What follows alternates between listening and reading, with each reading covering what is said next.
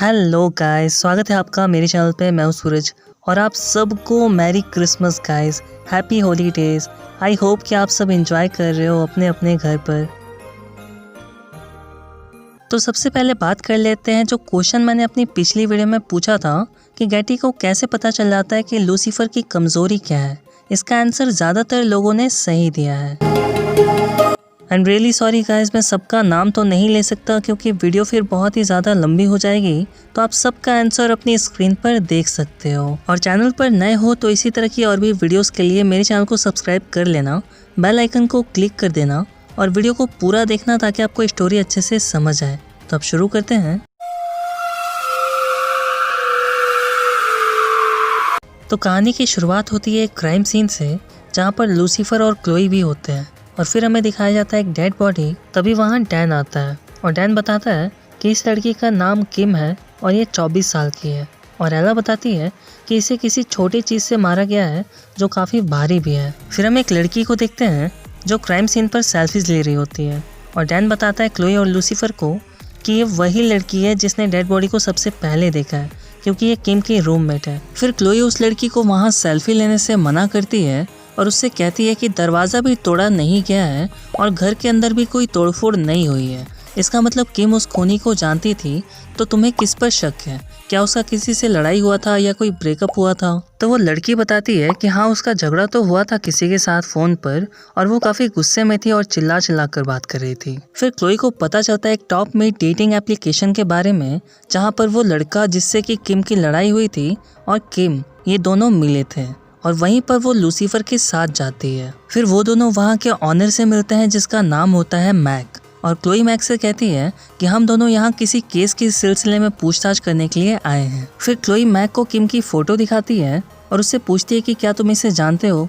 तो मैक कहता है हाँ, मैं इसे जानता हूँ, हमारा काफ़ी बार झगड़ा हो चुका है। ये बस अकाउंट बनाना चाहती थी यहाँ पर मैं ऐसा नहीं होने दे सकता था क्योंकि ये काफ़ी ज़्यादा बोरिंग है और शायद लड़कों को पसंद भी नहीं आती। पर फिर भी हमें इसका अकाउंट बनाना ही पड़ा क्योंकि हमारे पास कोई रास्ता नहीं था और ये काफ़ी जिद कर रही थी। फिर हम देखते हैं एला को जो किम की आईडी के बारे में बता रही होती है सबको और फिर बताती है कि हमें उस लड़के का भी आईडी मिल गया है जिससे किम का झगड़ा हुआ था और आज शाम को वहाँ एक पार्टी भी है। तो क्लोई कहती है कि उस पार्टी में मैं जाऊँगी।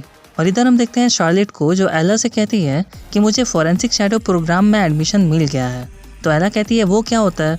तो शार्लेट कहती है कि अब से मैं तुम्हारी स्टूडेंट हूँ और तुम मुझे सब कुछ सिखाओगी। फिर हम देखते हैं क्लोई को जो उस पार्टी में जाती है जहाँ उसे वो बंदा मिल जाता है। वो उससे बात कर ही रही होती है, तभी वहाँ लूसीफर आ जाता है और उससे कहता है प्लीज़ अपना माइक कान में लगाओ, मुझे कुछ सुनाई नहीं दे रहा है। और ये वो बंदा सुन लेता है और सुनते ही वहाँ से भागना शुरू कर देता है, पर लूसीफर और क्लोई उसका पीछा करते हैं। तभी डैन अचानक से आ जाता है और उस बंदे को पकड़ लेता है जिसका नाम होता है बेंजी। और वो बंदा कहता है डैन से कि प्लीज़ मुझे उन दोनों से बचाइए। तो डैन कहता है फिक्र मत करो, वो दोनों मेरे ही साथ हैं। तो बेंजी कहता है कि आप सब कॉप्स हो, और ये सीन यहीं कट हो जाता है। फिर अगले सीन में हम देखते हैं बेंजी को जो किम की फ़ोटो देख रहा होता है और कहता है कि हाँ, मैं इसे जानता था, मैं इससे प्यार करता था, मुझे यकीन नहीं हो रहा कि अब ये इस दुनिया में नहीं रही। तो लूसीफर कहता है कि तुम्हारे अटैक से ये बचने वाली तो थी नहीं वैसे भी।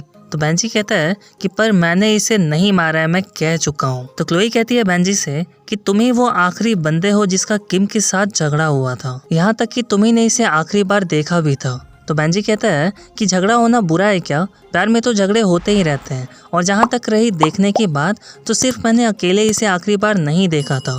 कल मैं इसके साथ डेट पर गया था और जब मैं इसे घर छोड़ने गया तो इसकी रूममेट वहीं थी। फिर हम देखते हैं लूसीफर को जो किम के रूममेट की फ़ोटो देख रहा होता है और तभी वहाँ क्लोई को उस फोटो में कुछ गड़बड़ दिखती है। फिर क्लोई मर्डर के बाद वाले एक फ़ोटो को उस पुराने फ़ोटो से मिलाकर देखती है और उसे पता चल जाता है कि वहाँ पर एक छोटा सा ब्लू कलर का डंबल गायब है। जैसा कि एला ने कहा था कि मर्डर वेपन काफ़ी छोटा है और बहुत ही भारी भी है। फिर हम देखते हैं एला को जो शार्लेट से छुप रही होती है, पर शार्लेट उसे ढूंढ लेती है और कहती है कि क्या तुम मुझे अवॉइड कर रही हो? तो एला कहती है कि नहीं, मैं तो बस ज़मीन साफ कर रही हूँ। तो शार्लेट कहती है एला से कि आखिर तुम इतना अच्छा झूठ कैसे बोल लेती हो? तो एला कहती है कि वो फॉरेंसिक शैडो प्रोग्राम सब झूठ था ना, तुमने मुझसे झूठ कहा ना, तो अब जो मैं तुम्हारी हेल्प करने वाली थी वो नहीं करूँगी क्योंकि तुमने मुझसे झूठ बोला है। और बोलकर वहाँ से चली जाती है। फिर हम देखते हैं क्लोई को जो उस लड़की से मिलती है यानी किम के रूममेट से मिलती है और उसे एक फोटो दिखाती है और कहती है कि ये डंबल कहाँ पर है। तो वो लड़की कहती है कि मुझे नहीं पता, ये मेरा नहीं है, शायद किम का होगा। फिर क्लोई कहती है कि मुझे पता चला कि बेंजी और तुम रिलेशन में थे, पर बेंजी ने तुम्हें छोड़कर किम को चूज किया, तुम्हें तो काफी बुरा लगा होगा। तभी लूसीफर क्लोई को रोकता है और उस लड़की से कहता है कि तुम डिटेक्टिव की बात मत सुनो, तुम सिर्फ मेरी बात सुनो, वो बस तुम्हें फंसा रही है, तुम बस मेरी आंखों में देखो और मुझे बताओ कि तुम्हारा दिल क्या चाहता है। तो वो लड़की कहती है कि मैं बस फेक फोटोज डालना और झूठ बोलना बंद करना चाहती हूँ। और फिर वो दिखाती है कि वो सोशल मीडिया पर जितने भी फोटोज डालती है वो सारे के सारे फेक होते हैं और कहती है कि मुझे फोटोशूट में कोई इंटरेस्ट नहीं है, मैं बस जिमिंग करना चाहती हूँ और एक असली जिम में, लिविंग रूम में नहीं, यानी कि वो डंबल मेरा नहीं है, वो रियल में किम का ही होगा। फिर हम देखते हैं क्लोई और एला को जो बात कर रहे होते हैं। तभी वहाँ शार्लेट आती है और शार्लेट क्लोई को एक फाइल देती है और कहती है ये फाइल बहुत ही काम का है, इसमें मैक और किम का एक कॉन्ट्रैक्ट है। तो क्लोई कहती है कैसा कॉन्ट्रैक्ट? तो शार्लेट बताती है कि किम ने मैक को हायर किया था। तो एला कहती है कि यानी कि इस डेटिंग ऐप को किम ने बनाया था। तो क्लोई कहती है कि अगर ये सब कुछ किम का है तो ये मैक कौन है फिर? और ये सीन यहीं कट हो जाता है। फिर हम देखते हैं एला को जो मैक के बारे में पता लगाती है और क्लोई को बताती है कि ये बचपन से ही पढ़ाई में बहुत कमज़ोर था और स्कूल भी बहुत ही मुश्किल से पास किया है इसने। तो क्लोई कहती है कि फिर किम ने इसे उस डेटिंग ऐप का चेहरा क्यों बनाया? तो शार्लेट कहती है कि ज़रा गौर से देखो इन दोनों फोटोज़ को, अगर किम आती तुम्हारे पास अपने ऐप को प्रमोट करवाने के लिए तो क्या तुम उसके ऐप को प्रमोट करती? नहीं करती ना, लेकिन अगर मैक आता तो ज़रूर करती।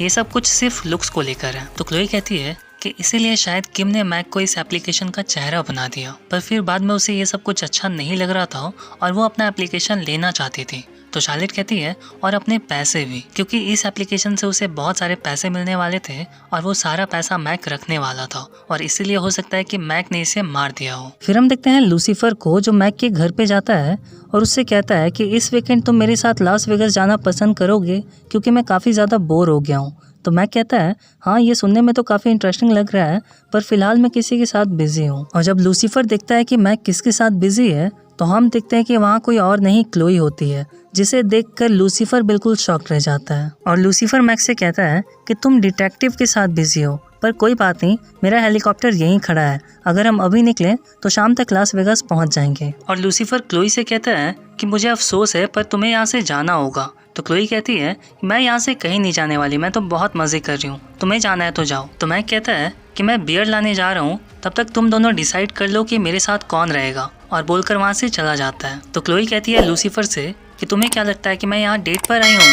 मैं यहाँ सिर्फ मर्डर वेपन ढूंढने आई हूँ। और उसे मैक के बारे में सब कुछ बता देती है। फिर वो दोनों मर्डर वेपन सर्च करने लगते हैं और एक चिमनी के पास ढूंढ रहे होते हैं, जहाँ पर क्लोई को वो मर्डर वेपन मिल भी जाता है। और तभी वहाँ पर मैक आ जाता है गन लेकर। फिर लूसीफर मैक का बहुत ही यूनिक स्टैचू ले लेता है जो काफ़ी एक्सपेंसिव होता है और मैक कहता है प्लीज़ उसे नीचे रखो। तो लूसीफर कहता है लो इसे कैच करो, और बोलकर फेंक देता है। और हम देखते हैं कि वो स्टैचू उड़ता हुआ जाता है और उसे कैच करने के चक्कर में मैक अपना गन नीचे फेंक देता है, पर उसे कैच कर लेता है। तभी क्लोई मैक को गन पॉइंट पर ले लेती है और कहती है बहुत ही अच्छा कैच था, और उसे अरेस्ट कर लिया जाता है। फिर लास्ट सीन में हम देखते हैं एला को जो शार्लेट को थैंक यू बोलती है उस कॉन्ट्रैक्ट वाले फाइल के लिए। तो शार्लेट कहती है कि पर मैंने वो चुराया था। तो एला कहती है कोई बात नहीं, तुमने उसे चुराया था एक अच्छे काम के लिए। और ये सुनकर शार्लेट बहुत खुश हो जाती है और ये एपिसोड यहीं ख़त्म हो जाता है गाइस। मैं ये वीडियो कल ही अपलोड करने वाला था गाइस, लेकिन रिचार्ज ख़त्म होने की वजह से नहीं कर पाया। और अगर शॉर्ट आउट में किसी का नाम छूट गया हो तो माफ़ी चाहता हूँ। चैनल पर नए हो तो चैनल ज़रूर सब्सक्राइब कर लेना। मेरी मेहनत अगर ज़रा भी आपको पसंद आई हो तो इस वीडियो को एक लाइक ज़रूर कर देना। मिलता हूँ अब आपसे अगली वीडियो में, तब तक के लिए बाय बाय।